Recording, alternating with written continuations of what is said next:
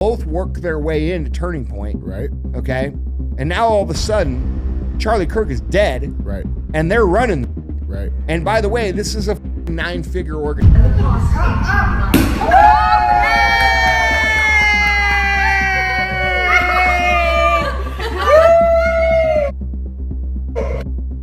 Kirk's ex is what? Taking over for Charlie Kirk?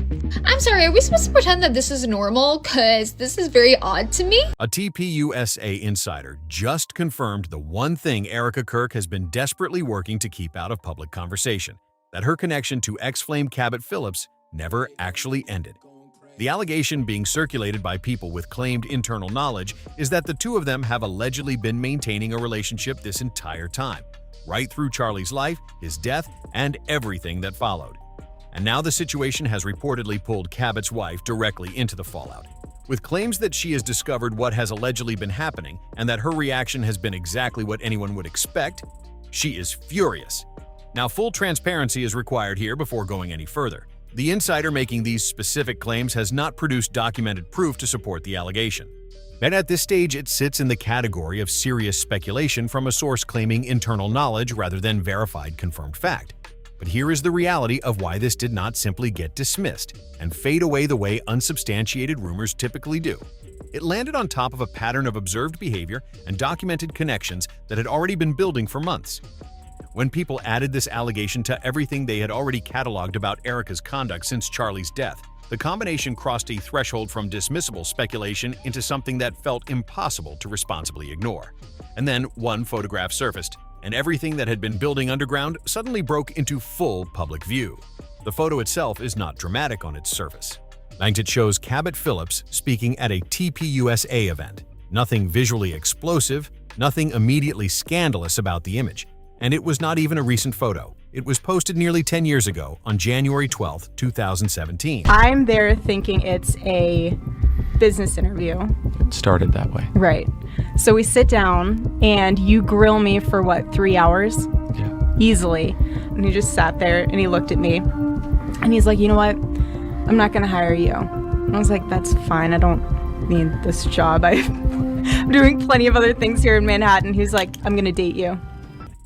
So the question that immediately arose was obvious. Why was a decade-old photo of Cabot giving a speech suddenly going viral and generating the kind of reaction it was producing across every platform where it spread? The answer was not in the image itself. It was in what was sitting directly underneath it in the comment section. Cabot had captioned the photo with an enthusiastic line about doing work you love and feeling genuinely grateful for the opportunity. And sitting right beneath that caption, the very first comment, was from none other than Erika Kirk herself. She wrote simply, "There he is," which on its own might be dismissed as casual and friendly. But that comment did not exist in isolation. It existed alongside a broader pattern of public interactions that painted a considerably more specific picture of what the dynamic between Erika and Cabot actually looked like during that period. Around the same time, Erika left another comment on one of Cabot's posts that left absolutely no ambiguity about her intentions or her level of interest. She wrote, "I heard about this new thing called dating. Your best friend was wondering if you wanted to maybe try it out for a week." That is not the comment of a casual acquaintance or a friendly colleague offering lighthearted encouragement. And that is someone openly and publicly pursuing a romantic connection and doing so without any apparent concern about who was watching. But yeah, if y'all needed proof, like, yeah, they dated, couples that paint together. And honestly, they can get away with it because what are we gonna do? Nobody's doing shit unless we all decide, hey, enough. Whether Erika and Cabot had already begun dating privately at that point, or whether this represented the public surface of an ongoing private courtship, is not definitively clear. But what is absolutely clear is that Erika was actively and visibly pursuing Cabot Phillips on his own public social media platform in January 2017. This creates a direct and serious problem for the timeline Erika has publicly presented about her romantic history. She has already been caught in a documented lie about her dating life, specifically the claim that she had not been in any significant relationship for years before meeting Charlie. That story collapsed under the weight of photographic and video evidence showing her with multiple men across exactly the period she claimed to have been romantically uninvolved. But the Cabot situation is not simply another data point disproving the no-dating claim. It introduces a specific and consequential overlap that changes the nature of the story entirely. Here is what the documented evidence establishes about the specific timeline. On September 17, 2017, Cabot Phillips posted a photograph from what was unmistakably a romantic outing, a painting date, with a caption that removed any ambiguity about the nature of the relationship. He wrote, "Yes, we are that couple who gets painting lessons together, public, confirmed, and dated with precision." Then, exactly 1 week after that painting date with Erika, on September 24th, 2017, Charlie Kirk posted a photograph of himself and Cabot playing basketball together on Facebook, writing, "Yes, I beat Cabot one-on-one, not sick of winning." What company do you work for? I absolutely love this spot for lunch and drinks. The ambiance is fantastic. The service is awesome. Their food is also great. Highly recommend this place for a breakaway from the Soho hustle and bustle. Same month, 1 week apart, Cabot was simultaneously maintaining a confirmed romantic relationship with Erika and a close personal friendship with Charlie Kirk. Now hold that documented reality directly against the official founding story of how Erika and Charlie met and fell in love, because the contrast is stark and the contradiction is total. The story that has been publicly told and repeatedly reinforced is that Erika applied for a position at TPUSA in 2018 as an outsider with no prior connection to the organization, that her job interview with Charlie ran for 3 hours and naturally transformed into their first date, and that she had no meaningful knowledge of or connection to TPUSA or its leadership before walking through that door. That narrative requires the audience to believe that someone who spent significant time in 2017 in a confirmed romantic relationship with one of Charlie Kirk's closest and most trusted professional colleagues and personal friends somehow had no awareness of who Charlie was or what TPUSA represented. That is not a story that survives even basic logical scrutiny when placed against the documented timeline. The probability that Erika was genuinely uninformed about Charlie Kirk while dating Cabot Phillips, a man who was publicly speaking at TPUSA events, playing one-on-one basketball with Charlie, and operating as one of his most trusted inner circle members, is effectively zero. Younger girls, when they first get to New York City, they pack them in like cattle into one apartment. End quote. Which makes Erika's role curious, because multiple people remember, and they say that Erika Franzwey was the contact. Specifically, what they recall is she was the contact for a white building on the Upper East Side, around 68th Street and 2nd and 3rd Avenue. It's pretty specific. Yeah, that she was the contact. Now, why? What? Erika's the contact. Got these girls coming. Erika's got these people in, and we've all been trying to figure out what she's doing in real estate. But these people were not operating in separate worlds that happened to share a name. They were moving through the same tightly connected professional and social ecosystem, which raises the question that the official origin story was specifically designed to prevent people from asking, was Erika's eventual introduction to Charlie Kirk a spontaneous romantic development, or was it a deliberate and pre-planned transition from one assignment to another? After Charlie and Erika married and built their family, Cabot moved forward publicly as well, marrying Emma Meschel, with their 2022 two-year anniversary announcement placing the wedding in 2020. On the surface, both parties had moved on and built separate lives with new partners. But the insider claims now circulating suggest that the connection between Erika and Cabot never actually closed, that it continued operating beneath the surface of their respective public lives and public relationships. And if Cabot's wife has genuinely discovered that her husband has been maintaining an ongoing connection with Erika throughout their marriage, her reported fury is not just understandable. It is the most rational possible response to that specific discovery. Now the connections between Erika and Cabot during the 2017 period extend into territory that is considerably darker than overlapping romantic timelines and undisclosed prior relationships. A researcher, Baron Coleman, went methodically through Erika's publicly available TripAdvisor review history, specifically to map what she was actually doing and where she was actually spending her time during 2017, the year that appears to be the pivotal and formative period in how her life trajectory was set. It's smaller to where you can see.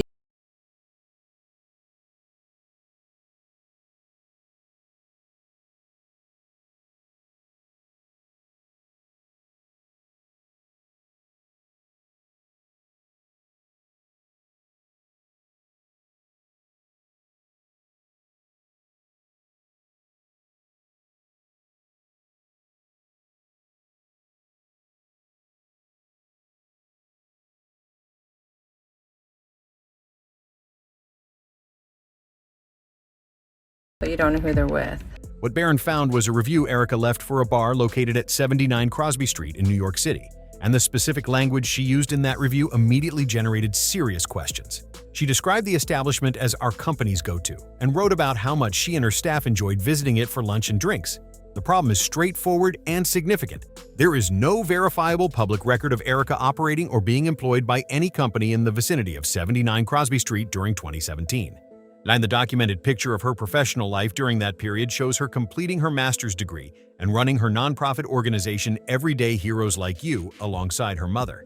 Her documented employment with the Corcoran Group real estate firm, the company that separately appears in the Epstein files, did not begin until October 2018, according to multiple published records. So, the reference to a company with a regular staff habit of lunching at a specific Manhattan bar during 2017 points to professional activity that has no publicly documented explanation, an entire dimension of Erika's working life during that specific year that the official biographical account leaves completely blank. Then one of Baron Coleman's viewers took the research a significant step further, locating documentation within the actual Epstein files showing that Epstein himself was a visitor to the 79 Crosby Street location during 2017. The same bar, the same year. A woman with an undocumented professional life during that period describing it as her regular company spot, and Jeffrey Epstein's name appearing in connection with the same address in the same time frame. Individual coincidences can be dismissed. Accumulated overlapping coincidences pointing consistently in the same direction become considerably harder to set aside without serious examination. If you Google what Pizzagate is, it will say it is a debunked conspiracy theory, but I'm not too sure about that. And it had alleged that a Washington, D.C.-based pizzeria was a face for a Democratic-led. Candace Owens then added a layer that transformed the conversation from circumstantial overlap into something with direct human witnesses attached to it. Well, Candace stated publicly that she had spoken with individuals who claimed they could place Erika at a specific building that is believed to have been used by Epstein to house young women brought from other countries before they were transported to his island. And Candace went further, reporting that her witness described Erika not simply as someone present at that location, but as someone operating in a specific functional role, running operations through connections to a modeling agency and serving as the point of contact for coordinating the movement of young women in and out of that operation.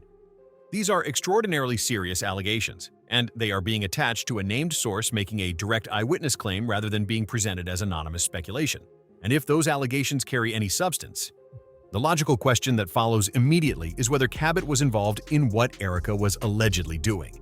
An operation of that complexity and sensitivity would require trusted operational support from someone with the right connections and the right motivation to stay completely silent about it. Cabot's positioning, his access to both the political conservative infrastructure through TPUSA and to Erika's personal world, would have made him exactly the kind of operational partner that a scheme of that nature would require. The March 2016 email sent to Epstein adds another uncomfortable thread to this picture. The subject line referenced a redacted individual with the line, "This person loves you now, she thinks you are very charming." And the body of the email instructed Epstein to use her for casting director. All she does is party with girls and promoters. She knows everybody. Erika's own official website has contained language describing her work in the entertainment industry as a casting director, a role she has publicly claimed and that exists in her documented professional background. There is no confirmed proof that the email references Erika specifically, but the combination of the casting director role, the social access described, and the timeline alignment with her documented professional history creates an overlap that people who have been closely researching this situation are not willing to casually dismiss. Then there is the full picture of who Cabot Phillips actually is, because examining his background in detail reveals a profile that raises its own independent set of serious questions. And the pizza tattoo on his inner lip, a location specifically chosen for concealment from casual observation, sits against the backdrop of pizza appearing hundreds of times throughout the Epstein files in contexts that investigators and researchers have described as deeply disturbing coded language. Cabot's documented history of repeatedly posting unusual and oddly worded social media content specifically themed around pizza, including the tweet stating, "Pizza talk is the new pillow talk," does not resolve into innocent enthusiasm for Italian food when placed in that specific research context. Cabot's father, Tim Phillips, adds yet another dimension. Tim Phillips is not a peripheral figure in American conservative political infrastructure. He was the head of Americans for Prosperity, and one of the most significant and influential organizations in the Koch-funded conservative movement. His departure from that position in 2021 was framed under the deliberately vague explanation of personal impropriety, language specifically chosen to discourage follow-up questions while providing no meaningful information about what actually happened. And then there is a Reddit post that circulated widely from someone claiming direct personal knowledge of the Phillips family, alleging connections to a controlling and secretive megachurch community in Leesburg, Virginia, with characteristics that witnesses described in cult-like terms. Cabot's family background places him in a position of significant institutional access, combined with the kind of insular community structure that historically provides cover for activities that cannot survive public scrutiny. When every element of this picture gets assembled and examined together, the overlapping timelines, the documented social media evidence, the undocumented professional activity in 2017, the Epstein file connections, the casting director email, the pizza symbolism, the family backgrounds, the insider claims about an ongoing connection, and the reported reaction of Cabot's wife, the idea that what is being observed represents a collection of independent and unrelated coincidences becomes genuinely and increasingly difficult to defend. And what it looks like instead is a connection between two people that has been maintained with deliberate care across years, operating beneath the surface of public relationships and public personas that were constructed to make that connection invisible. The insider's original claim, that Erika and Cabot never truly closed the door on what was between them, does not sit in isolation anymore. It sits at the center of a documented pattern that keeps pointing in the same direction no matter which specific thread gets pulled. And until someone directly involved provides honest and verifiable answers to the specific questions this pattern raises, the conversation is not going to stop building.